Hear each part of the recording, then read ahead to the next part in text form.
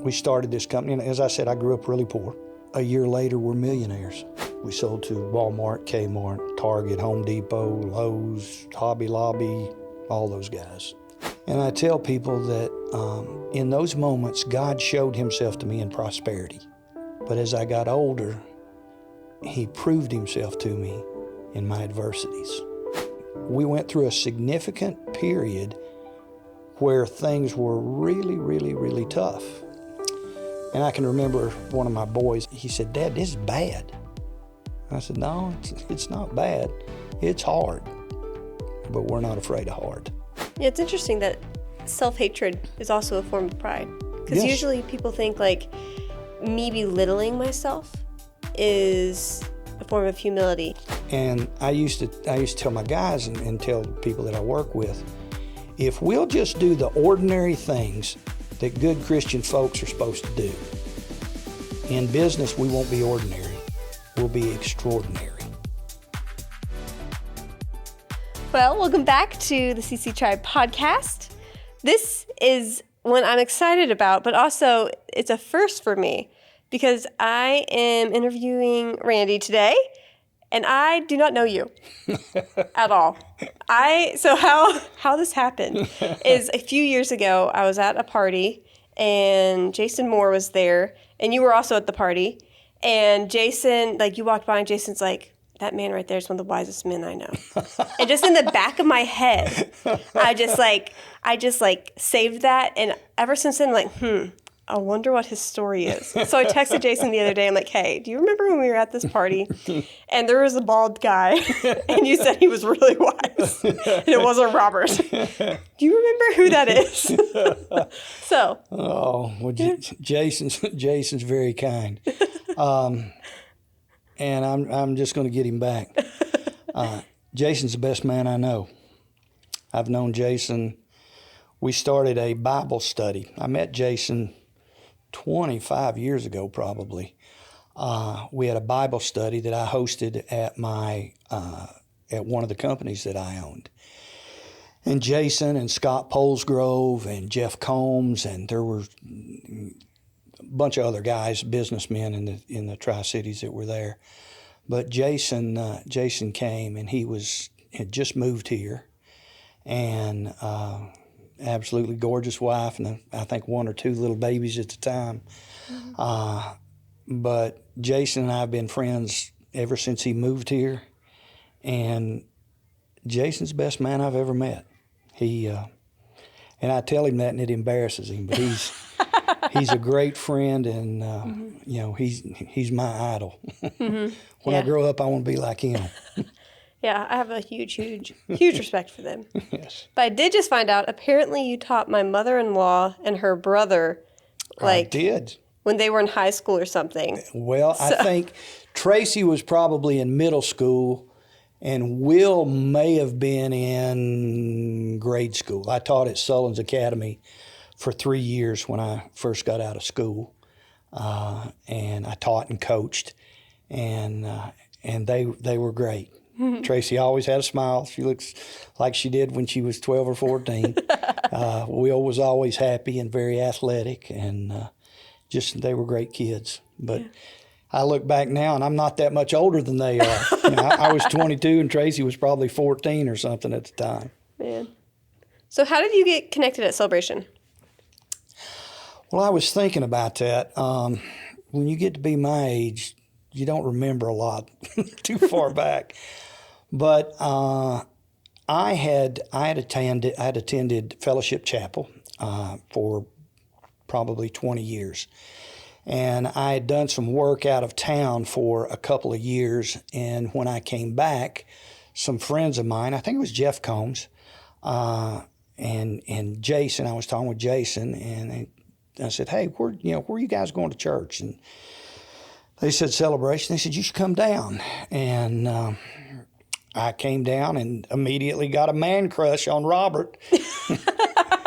I love the way that he teaches, and he had the food that I needed at that moment, and then the community I stepped into was was just fabulous. The folks that, everyone here, it's just such a great church community. Mm-hmm. It really is. I'm a fan of it. But I also work here, so I'm going to stay until they kick me out. So where did your life story begin? Are you from the Tri-Cities? No, it's a it's a Shakespearean story. It's a tragic comedy or a comedic tragedy at some points. But I was born out of wedlock in Ann Arbor, Michigan. My mother was 21 years old. She had moved to Detroit at the time. She grew up in a coal camp in Southwest Virginia, over near St. Charles, Virginia. It's over in Lee County. She had quit school when she was in the 8th grade, moved to Detroit to live with one of my aunts. I just found out recently that she was in modeling school at the time up there, but she met my father and got pregnant and had me. And the story, it kind of splits right there. I came back. What I knew was that I came back to Virginia when I was 6 weeks old to live with my grandparents. And I lived with my grandparents for 3 years. And then I went back to Michigan and lived with Mother and Don Coleman. And then I started having brothers. I've got 3 great brothers, younger brothers. And we lived in Michigan until we were 8 years old, and then Mother got divorced. And we came back. Mother went to nursing school. We lived with my grandparents, and at times I lived with my cousins. I tell people we were poor. We never went hungry, but we very seldom went full. Mm-hmm. So we weren't destitute, and Mother did the absolute best she could. She went to nursing school on her own, got a nursing degree, and then she went back and got a surgical degree, or whatever you would call it, to be a surgical nurse, and she did that all of her life. We grew up in Lee County. We were all athletic. I played on tremendous teams. I never played on a losing team until I went to college to play ball. So we were really, really successful. We were small schools. We played football, baseball, basketball. I lettered in 5 sports while I was in high school. I played golf and ran cross country too. But it was a great place to grow up. Really, really rural. I can remember there being stores that had dirt floors. My grandparents lived 10 miles back a dirt road on the top of a mountain, and it was a great place to grow up. And we had lots of friends. We had lots of adventures. And I'm going to segue back to my mother. I was living in Bristol after I got out of college. I went to school at Concord College in West Virginia and played baseball up there. And then my best friend took my position in college, and after that I was crushed. He doesn't let me forget that. His name is Tracy. But I was 24 years old, and I got a phone call that said, "Randy, your mother's sick." And I said, what's the matter? He goes, "We don't know. We're bringing her from Lee County to Kingsport," which was the biggest hospital. And we found out that she had had a stroke. She was 48 years old. She was in surgery bringing a patient out, and the nurses were on each side of the gurney, and the other nurse let the stretcher down. It crushed Mother's thumb. Her blood pressure elevated, and she started getting extraordinarily sick. Well, they thought she was just going into some sort of shock or something, and back then they didn't really know what they know now. So they put her in a room upstairs in the dark, and she stayed there the rest of the day. And one of my other aunts, who was a nurse, came and looked at her, and she goes, "Oh my gosh, I think she's had a stroke." So they took her to Kingsport, and sure enough, she'd had a stroke. She'd had an aneurysm that ruptured in her brain. And this vibrant, athletic, funny, really tough little woman went into work that day. And then we got out this, the next day we had this woman that we really didn't recognize, and it looked like she had aged 50 years. And she had some significant deficits, and she was in rehab for almost a year, and there was some precedent-setting law involved in this because the hospital didn't accept the fact that it was a workers' compensation issue. And so we were in court for a year before they decided, oh, well, maybe it is. But I say all that to say this. I'm going through my mother's papers because she can't go through things. I'm trying to find all this stuff. And I find my birth certificate. It says Randy Coleman, son of Don and Jessie Coleman, 1958. I find a marriage certificate that says Jessie Boggs, Don Coleman, marriage certificate, 1963. I'm going, well, that kind of squares, I don't understand it, but I can, because I'd always assumed Don Coleman was my father. And then I find a picture of Mother, and she's a grown woman with a really dark-haired, Mediterranean-looking guy. And I'm looking at all these things, and I'm looking at this guy, and then I'm looking in the mirror, and I'm looking at this guy, and I'm looking in the mirror, and I'm going,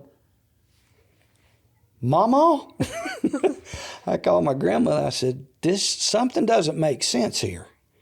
And she said, well, Rand, everything was Lord, honey. Well, Lord, honey, what's your problem? I said, I'm looking at this, and I'm looking at this, and I'm looking at this, and I don't understand. And so I'm 24, 25 years old, and she says, well, now, Randy, honey, Don Coleman's not your real father. I went, what? And she goes, no, that gentleman, that dark-haired gentleman, that's your real father.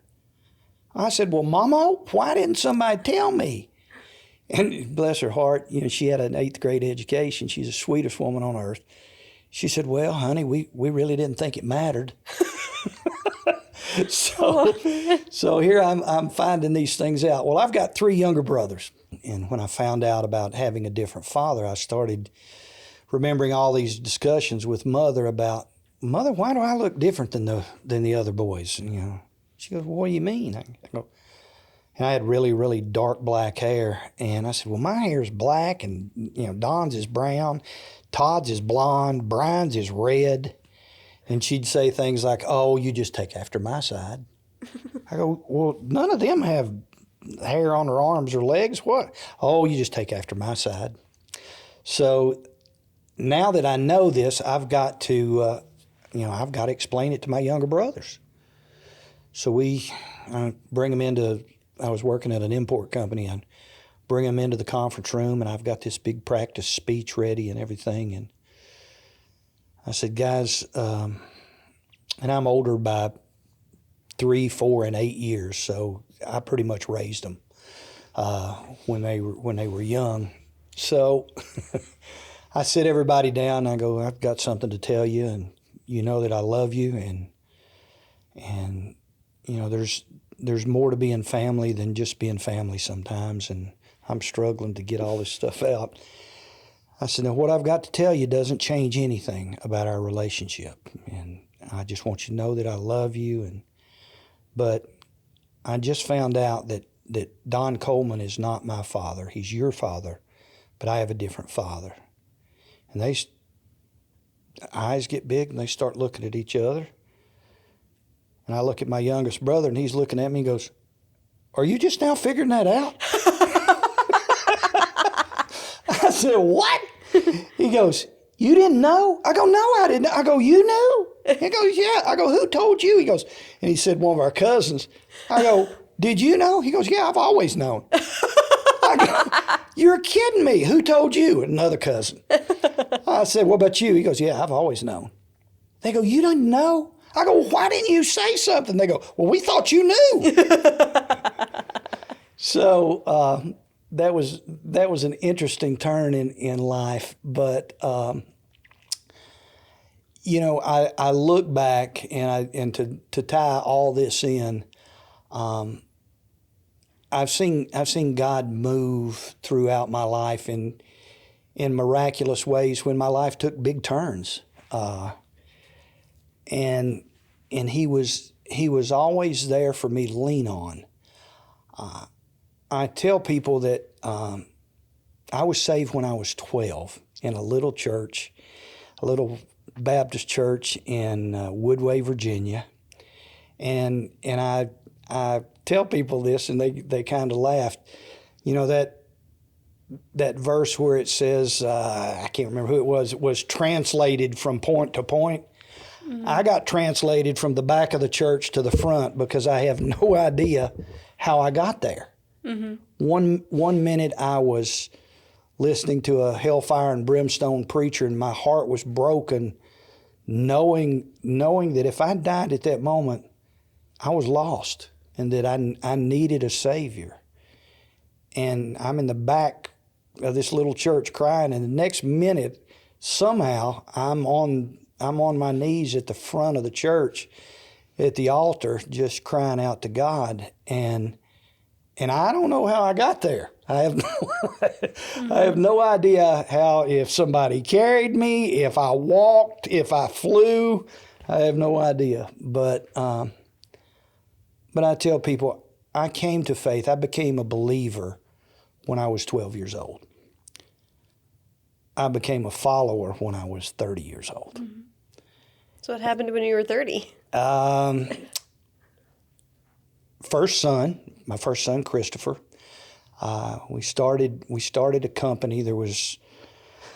I left a place that I'd been working for 5 years and started this company on our own, and we didn't have any money, and we didn't know how things were going to go. We literally sold a house, took all the little bit of equity that we had, and invested it in a company that was in the Netherlands, and there was a Dutchman who lived in Australia that owned it, and we went into partnership for 3 years, and we moved the company from the Netherlands into Bristol. It was named Bristol Brass and Copper, and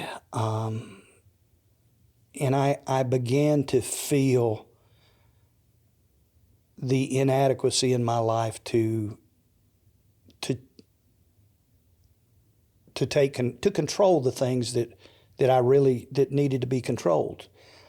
New husband, new baby, new business, and it's like I turned around and God was right there behind me, and it was just amazing. The company over the next few years just exploded. We went from 3 employees to 5 years later we had 200 employees. Wow. We made decorative brass products. We made planters and waste baskets and umbrella stands and all kinds of containers and things that we sold to the mass merchants. We sold to Walmart, Kmart, Target, Home Depot, Lowe's, Hobby Lobby, all those guys. And we did it on a national and international basis. And we used to laugh and say that you'd have to walk around in the plant looking up to make sure that God didn't drop another blessing out on our head because they were coming so hard and so fast. Mm-hmm. But it was then that I began to mature and began to understand what being a follower was about rather than being a believer. And there was a time that, when everything was just going amazingly well, that, I was one of those prideful Christians. me and Jesus skipping through the lilies. We're going to do all this stuff together, me and Jesus, and just, yeah. And not realizing that there was nothing good in me except Christ, and that I needed to be a follower and to listen rather than, and it always comes back to that verse, more of him and less of me. Mm-hmm.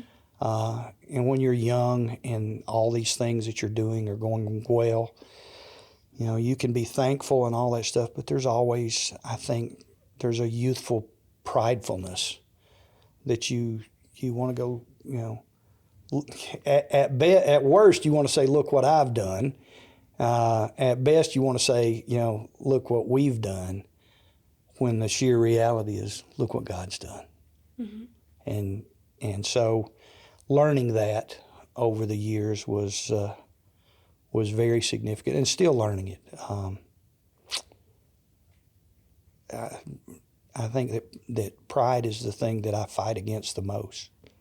And I think you see it from different ends of the spectrum. Pride can be, look at me, look what I've done, knowing better than God, look what I'm going to do. And on the other end of the spectrum, it could be, nobody can help me. Mm-hmm. I'm worthless, I'm pitiful, nobody can do this. So pride can live on each end of the spectrum, I think. Yeah, it's interesting that self-hatred is also a form of pride. Because usually people think like me belittling myself is a form of humility. But the fact of the matter is you're still the subject matter. So therefore it's still pride. If it's still about you, even if it's you being worthless or whatever, it's still a form of pride. That's not a form of humility. Humility is making it all about God and not about you. Yes, and that's, you're very wise to know that at such a young age. I got it from someone else, so I'm full of quotes from other wise people. I think we all are. I love good quotes. I stock them up. I write about them. I journal them down, and I get back and I lean on them. Mm-hmm. But yeah, God He's been beside me every step of every minute, and to realize that in those dark times, and we had some really, really tough times,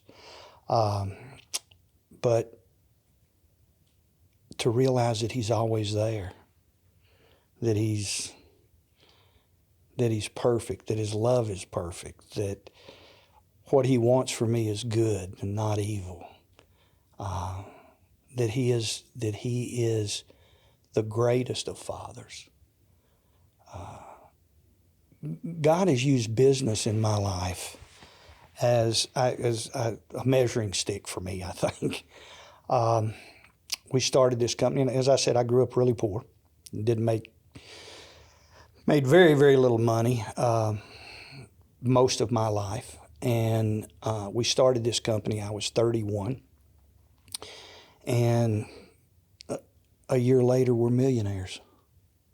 And it just exploded. And I had everything that I could dream of. From being a kid that owned 3 pair of pants and maybe 2 decent shirts and 1 pair of tennis shoes and whatever shoes the basketball team gave you, to having so many things, having the availability of so many things. And I tell people that in those moments, God showed Himself to me in prosperity. But as I got older, He proved Himself to me in my adversities. And we had some very significant things. We had a fire at our largest company, and I ended up closing it and selling it. We were in a terrible lawsuit with our insurance company over that. I had a heart attack. I ended up getting divorced. We had a fire at another company that I had just sold, and we still owned the building, and that was devastating. And we went through a significant period where things were really, really, really tough. And I can remember one of my boys, I've got 3 kids, two older sons and a younger daughter. I can remember one of them coming to me one day, and they just kept getting worse. And this was around 2008 or something, when the economy turned, and we were heavily invested into real estate. We were doing some subdivisions, and everything just went sour. And he said, "Dad, this is bad." I said, "No, it's not bad. It's hard, but we're not afraid of hard." And we just kept going. And we went through a period of 10, 12 years that things were really, really hard, but we just kept going. And at every turn, I could look back and feel God's hand on me, just going, "You're okay. Just keep walking." Mm-hmm. And it's brought us to this point today where we just started a new business. My middle son, Marcus, and I have started this company, and it is doing extremely well. And we're just really, really excited. It's a company that takes large tracts of cut-over timber ground in the southeastern United States and returns it to crop and pasture land. And we've developed technology and methodology to be able to do it at rates and costs that it's never in the world been done before. So it's pretty exciting. Kind of sounds like you have a little bit of an entrepreneurial spirit there. I tell people, I've been able to do everything that I ever wanted to in life for a living. Sometimes it was a great living. Sometimes it was barely living. But I got to choose. I taught school and coached. I worked as a salesman and traveled all over the world for an import company. We owned Bristol Brass and Copper, and then we started another company that bagged wood shavings for the horse industry. And we had a plant here and a plant out in Texas. Then I lost my mind and bought a swim and tennis club. Worst decision I ever made. We ended up selling/donating it to the YMCA. We started a ranch. We had one of the larger ranches around here. We were ranching about 1,800 acres and had about 1,000 head of cattle. Oh, wow. We had a big event facility where we put on rodeos and ropings and bull ridings and things like that. We had a development company that develops subdivisions when we were in exactly the right thing at exactly the wrong time. Uh-huh. But and during that time when everything turned, we couldn't give away residential lots. They just couldn't. Mm-hmm. You literally couldn't give them away. And I ended up selling everything. One of my bankers goes, "You need to declare bankruptcy." And I go, "But I've got stuff." And he goes, "Well, you need to protect this and protect that." I go, "But that'd be like me having something and not paying somebody." He goes, "Yeah, but," I go, "Yeah, I can't do that." And I didn't see bankruptcy as a tool. And it's funny because my oldest son is a bankruptcy and restructuring attorney for a very, very large, successful firm in Atlanta.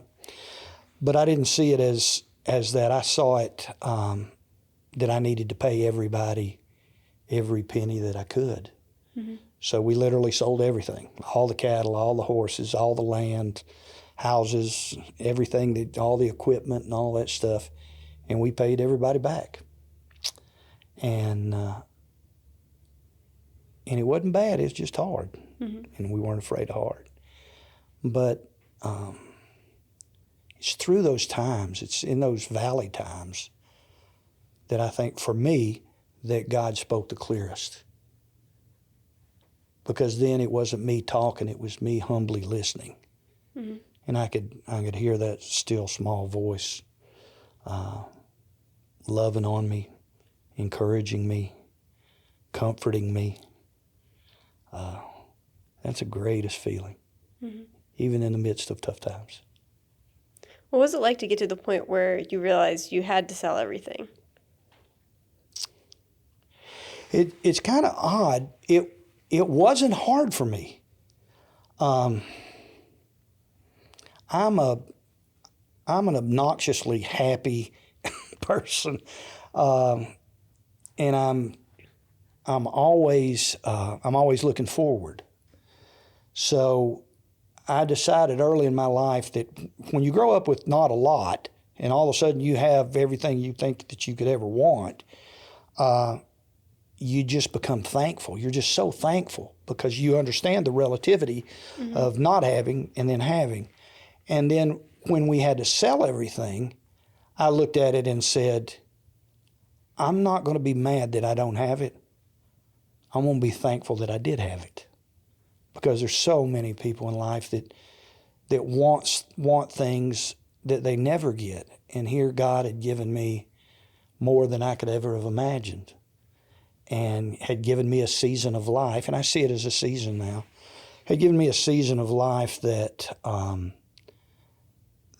that people only dream of.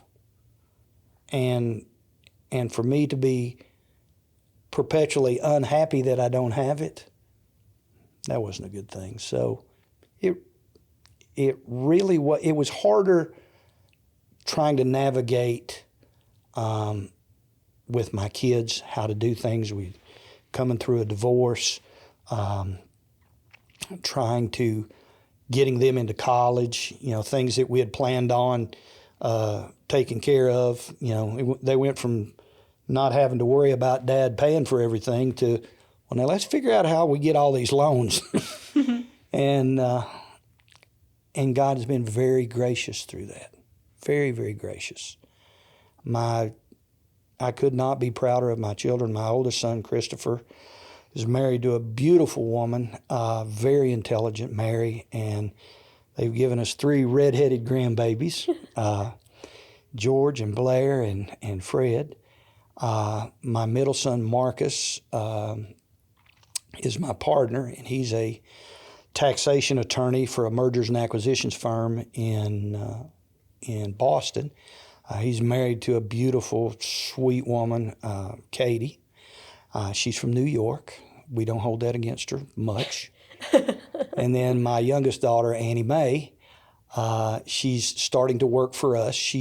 For the last few years, she's worked for the Sundance Film Festival. Oh, cool. And so she kind of split time between here and Park City. And so she's just started working with us part-time. And the goal is for it to be a complete family business. But Christopher works for a very large firm. He does big things in Atlanta. And we want to grow this to the point that I can step away and it can be Chris and Mark and Annie. And it'd be hopefully a legacy business that they can pass on to their kids. So you're obviously very business-minded. I don't know if I just know a lot of people who are entrepreneurial, or if there's just a lot of people out there that are. But what advice would you give to someone wanting to start their own business, or someone who's in the box of I've always wanted to start my own business but just have never done it? Here's one of my quotes I'm going to pull out of the back. If you want something that you've never had, you're going to have to do something that you've never done. Mm-hmm. Which means that you have to take chances. If you are willing to face great failure, then the possibility is there to have great successes. And you just have to do it. I've started multiple companies, 4 or 5, something like that now. And it takes time. That's one of the things Marcus and I talk about. That if you start a company, it's going to take you a couple of years to get all the kinks out. And 2 years is a good, I think it's a good measurement. When I first started Bristol Brass, my partner from Australia was my age now, and I was 31 years old, and his name was Gil, extremely wise man. And he said, young man, it's going to take you 2 years. Well, I'm 31 years old, and 2 years is an eternity. I'm like, what? And he goes, trust me. He said, it will take you 2 years until you get a feel for what you need to do and how to do. And he was right. He was very right. I think the other thing that that I am so incredibly thankful for is that God has always surrounded me with people that were a whole lot smarter than me. And I'm really, really big on that wisdom of many counselors deal. Mm-hmm. You should have a 10-to-1 ratio of questions to statements when you're starting business. But I would tell them to look to older people. We've made all the mistakes, and we don't want you to make the mistakes. We want you to be successful. We want you to have the joys that we've had. We want you to mature through the mistakes that we've made, not by having to go through them yourself, but by listening to us.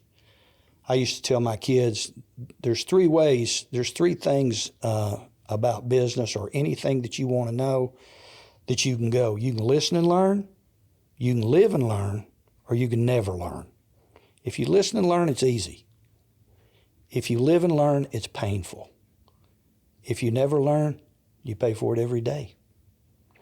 And I think that's just it's a simple equation. Mm-hmm. But all through my life, not having a father, I look back and God surrounded me with such good men. My uncles, my friends' fathers who shepherded me and mentored me. A fellow that absolutely, he literally raised me from the time I was 12 until I was 18. His name was Alvin Collins. He was a cowboy, and he trained horses, and that's where I got my first horse. And I went to work for him at the stable, and he let me keep my horse there if I would work. The first year, I came out way ahead on that because I didn't work much. But he taught me how to work hard. And he taught me what it was like to be honest and to not give up. And he's the closest thing to a father that I ever had. And I call him on Father's Day and check up on him. Alvin, I think, is 80-something now. But a great man. But God always surrounded me with great people. When I first started Bristol Brass, the first person that I hired as a plant manager was an older gentleman named George Walden, and George had been the plant manager at Electrolux over the entire Electrolux program there in Virginia. And George was incredibly wise man. And he had been running Electrolux for 20 or 30 years, and a 35-year-old vice president walked in and said, George, I think I'll run it by myself. You're gone. And when I found George, he had, it was really hard on him to go from being one of the biggest businessmen in Bristol to being unemployed all of a sudden. And God put us together. George was a fine Christian man. He taught me so much. He taught me he helped teach me how to be a Christian businessman, to operate under biblical principles.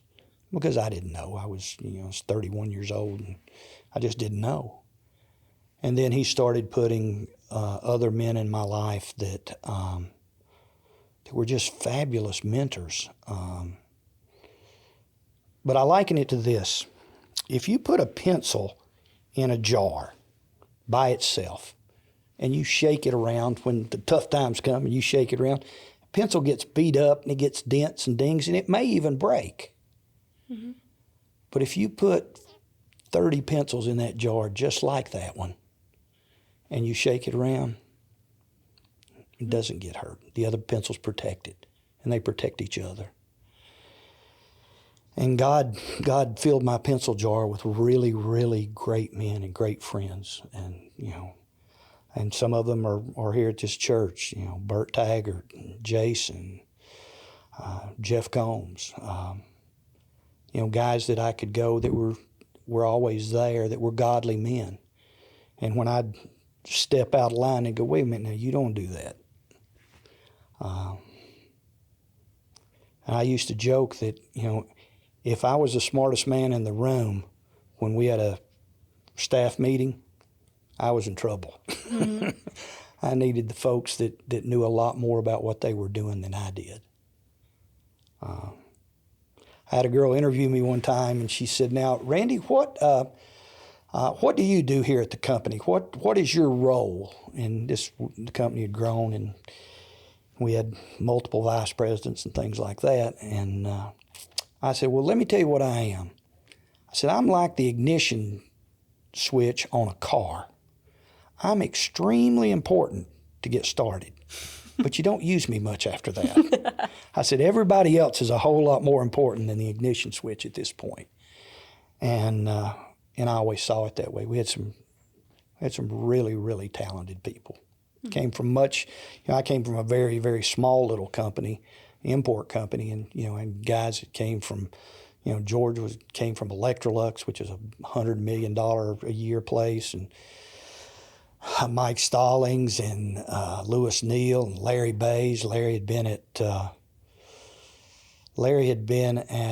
the phone company. What was the phone? Sprint, I guess is what it was.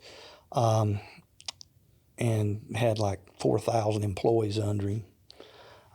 Mike had come from Raytheon Missile Systems and had just done a $400 million missile project. And these guys that came from much bigger arenas and were able to help us start this company and guide it. And it was a great season. Mm-hmm. Another great season. Mm-hmm. When you were talking about the season of what it was like to having to sell everything, mm-hmm. and that, it wasn't that hard for you. What I saw in that is that it was proof that you were not idolizing your business and the outcome of what your business had given you. So how did you get to a point of not idolizing that, and also kind of pairing with it, like, is workaholism a struggle? It was, and I think that was part of the struggle in my marriage. That when you come from so little, and then you all of a sudden have the wherewithal to do so many different things, then your horizon is from the east to the west. Mm-hmm. And what I didn't understand, because I growing up and playing sports and things like that are great things to help in the business world. They teach you tenacity. They teach you when you get knocked down, you got to get back up. You just can't quit.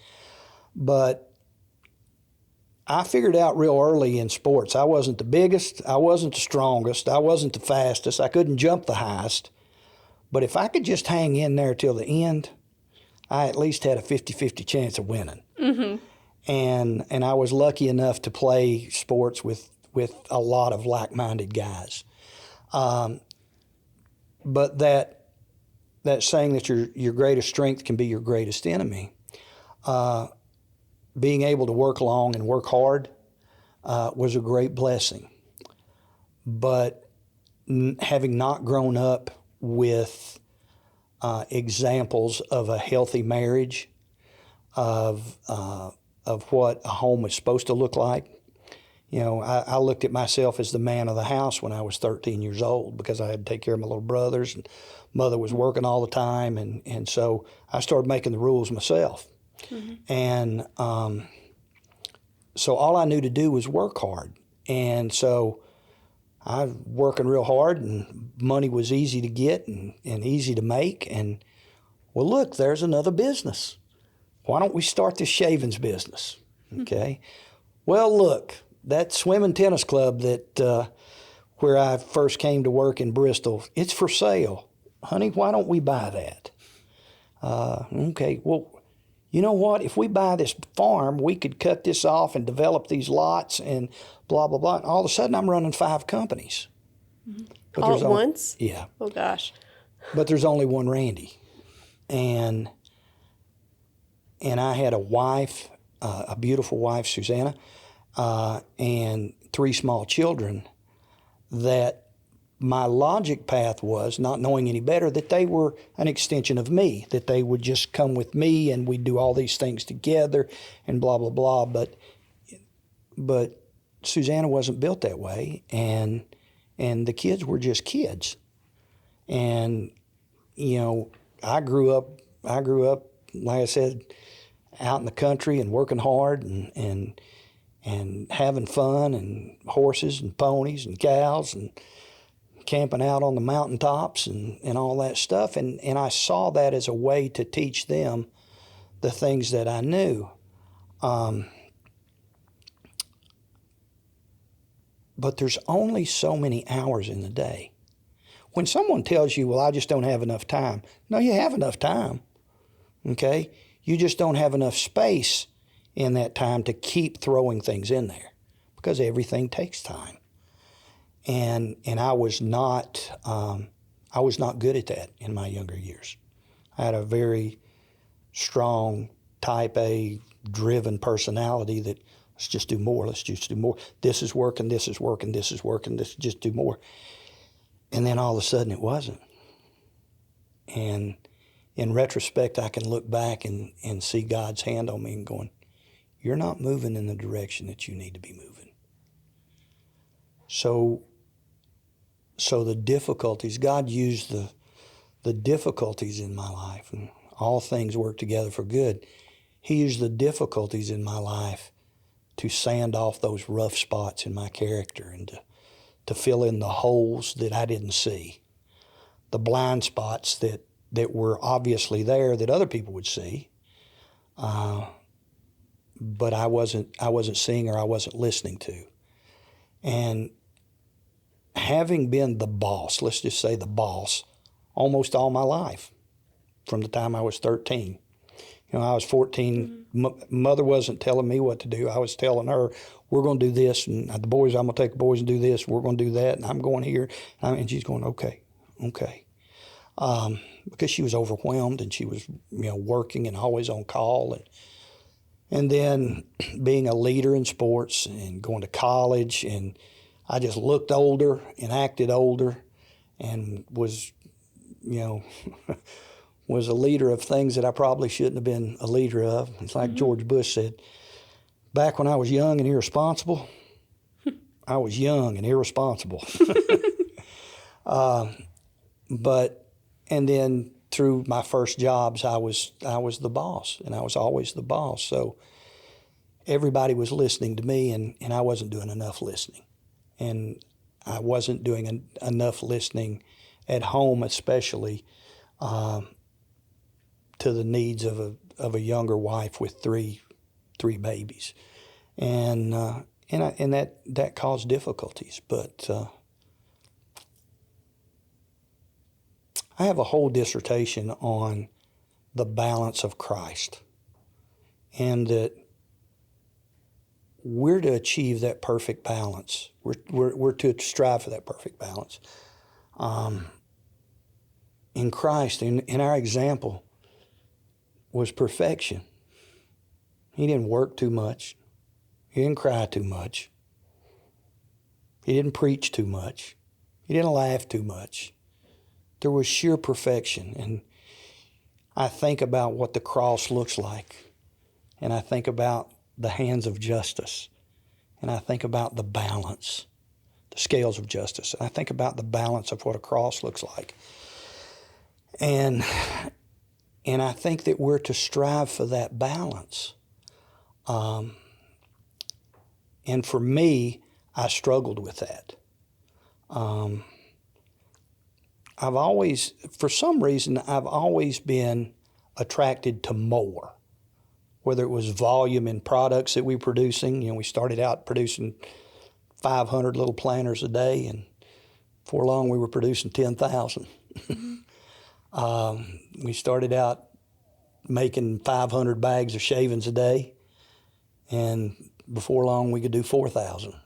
And just, you know, thinking more is better, more is better, more is better. And through the difficulties in my life, you know, God showed me that it's not about volume. It's not about distance. I think of Billy Graham. Everyone's not going to be a Billy Graham. God is not nearly, I don't think that God is nearly as interested in the distance that we go as he is in the direction. Turn to me. Just turn to me. And so, you know, to answer your question about the workaholic type deal and young entrepreneurs, find that perfect balance. Search for that perfect balance that God gives us about friends, about family, about work. Search for that balance, and I think that God blesses that. Mm-hmm. What has been the most rewarding thing that you have done?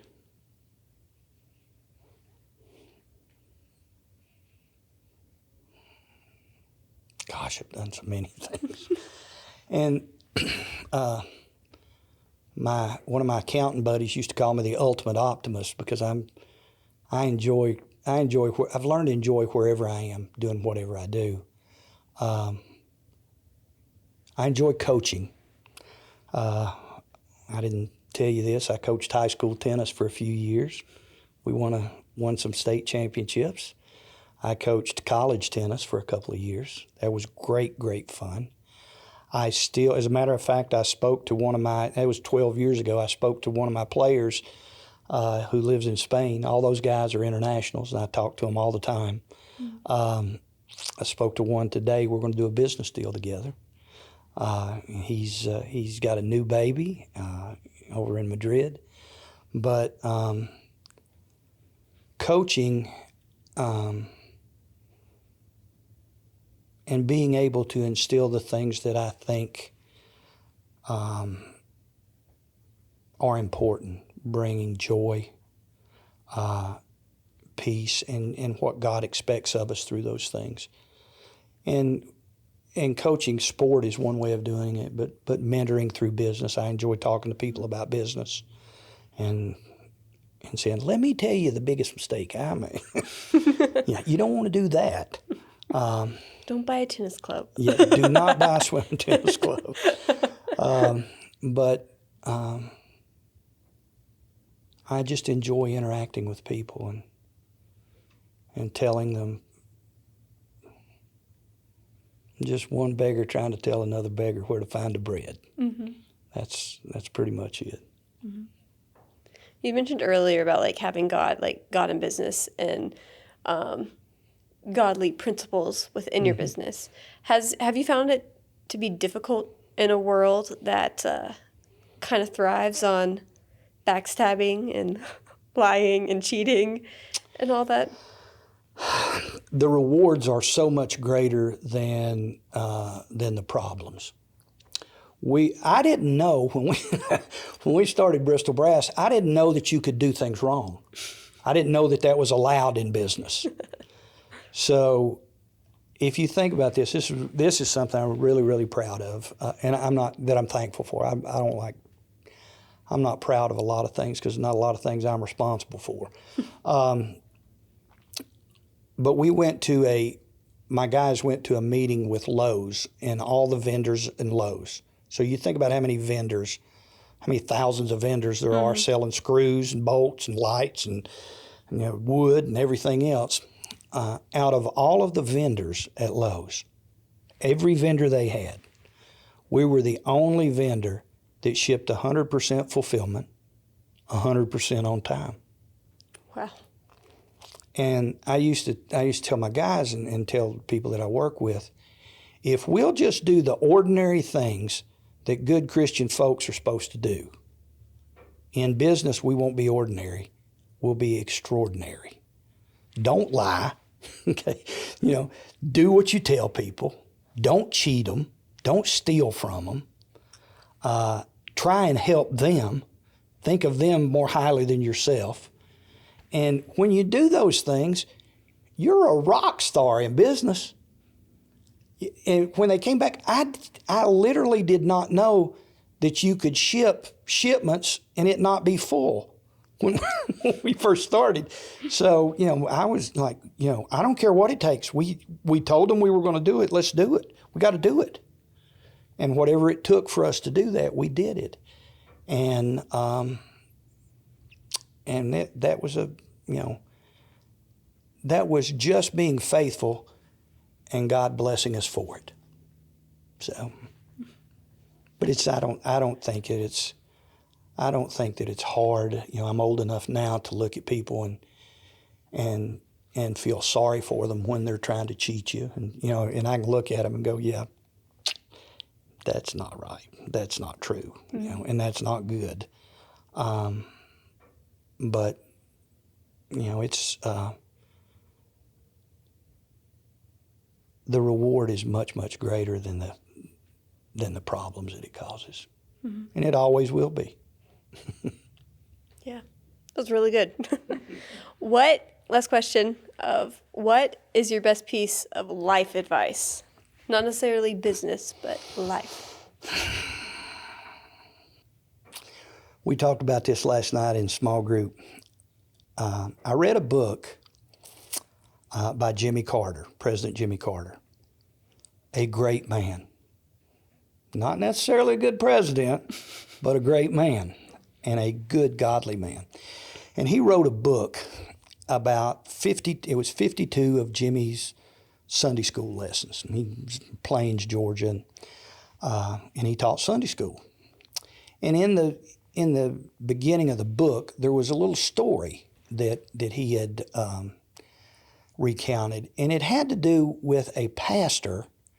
And I won't remember the names and I won't remember the numbers, but I'll remember the premise very, very clearly. And they had started this little church in some Central American country, and it had gone from like 5 people to like 5,000 people or 20,000 people, some astronomical number. And Jimmy Carter said he asked him, and I think his name was Juan. He said, Juan, your church has grown so much. What do you think is the reason for that? What do you think you've done that has caused this tremendous growth in such a short time? And in reading it, I could hear his little accent, and he said, "Oh, Mr. Jimmy," he goes, "it's very simple." He said, "I just love God with all my heart, and I love whoever he puts in front of me." And I've always remembered that. I don't remember anywhere in the Bible where Jesus says, we're going to skip from here to here. Don't worry about these people, and we're going to go over there and get these guys. Mm-hmm. He loved who was in front of him.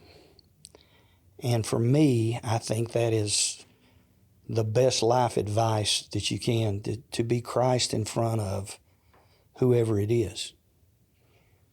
I have a horse trainer friend who is he's an icon in the horse business.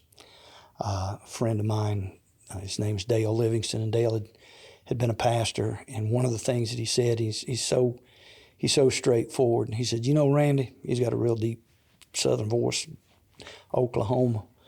He said, Randy, God just told me to feed his sheep. But some of those sheep are mean. Some of them are dirty, and some of them are downright nasty. He didn't tell me to cull them. He told me to feed them.